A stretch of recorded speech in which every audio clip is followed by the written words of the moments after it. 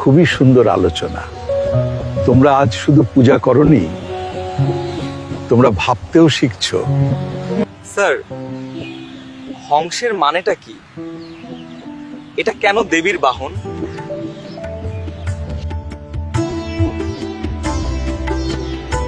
শাস্ত্রে বলা হয় রাজহংস দুধ আর জল আলাদা করতে পারে।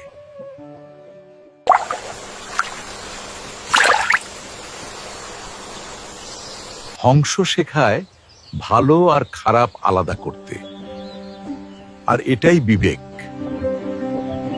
এর প্রতীকী অর্থ হলো সত্য ও অসত্য, প্রয়োজনীয় ও অপ্রয়োজনীয়, জ্ঞান ও তথ্যের ভিড় আলাদা করার ক্ষমতা। রাজহংস জলে থাকে কিন্তু ডুবে যায় না।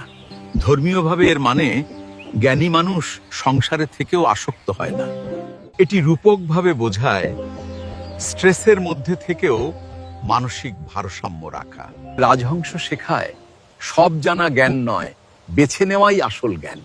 এই কারণেই সরস্বতী দেবীর বাহন রাজহংস। তাহলে বিদ্যা মানে শুধু তথ্য নয়, বুঝে ব্যবহার করাই আসল। বিদ্যা আর বিবেক মিললেই প্রজ্ঞা।